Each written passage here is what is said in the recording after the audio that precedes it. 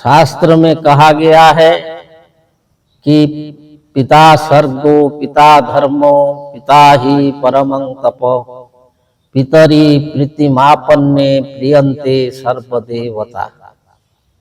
जो पिता होता है, जो हमारा जन्मदाता, जिसके कारण हम इस संसार में आए हैं, वो पालन करता माँ जन्मदात्री और पिता पालन करता होता है। वो हमको छोटा से लालन पालन करना, हमारा सारे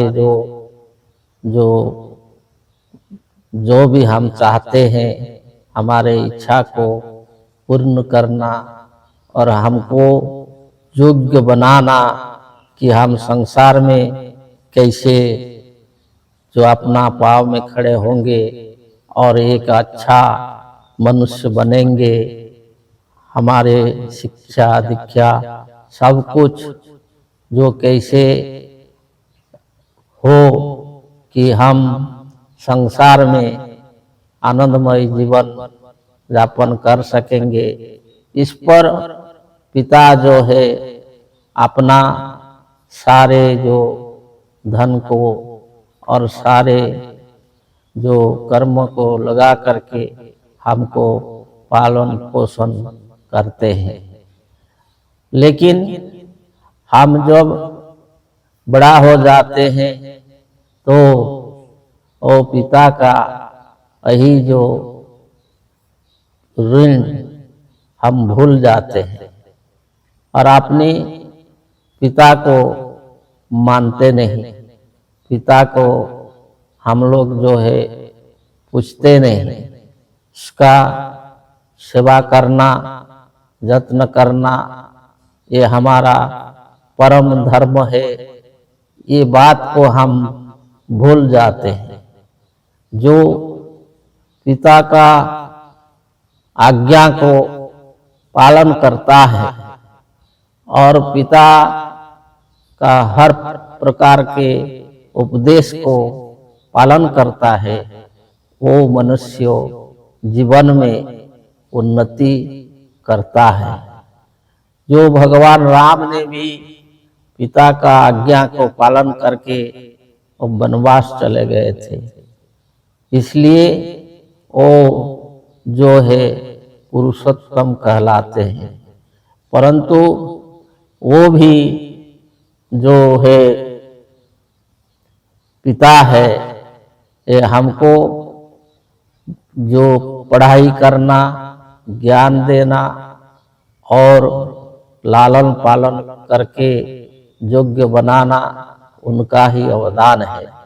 तो हमारा कर्तव्य है कि पिता का सेवा करना और उनका जो यत्न करना, उनको मानना, तो वही हमारा धर्म है।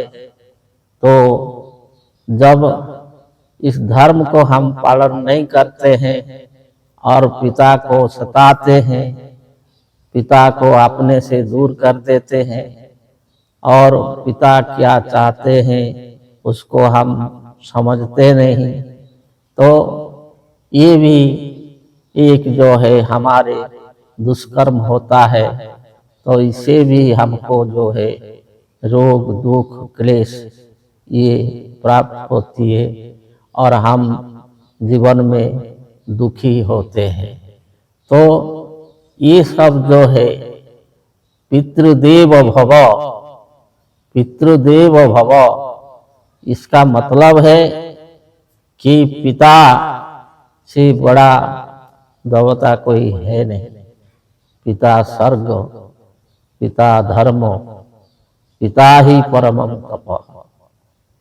जब पिता संतुष्ट होते हैं तो ये सारे देवता संतुष्ट होते हैं, ये कहा गया है।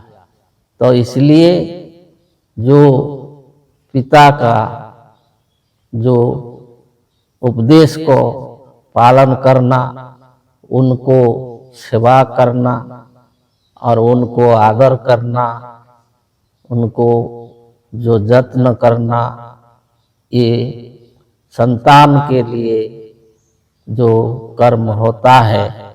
तो इस कर्म को करने से ही संतान संसार में सुखमय शांतिमय जीवन यापन करता है। पिता का आशीर्वाद लेना अत्यंत आवश्यक है, क्योंकि वो पिता का ही दूसरा रूप लेकर के हम ये संसार में आए हैं। इस रहस्य को, इस तत्व को समझना चाहिए और इस ज्ञान को धारण करना चाहिए। जय जय।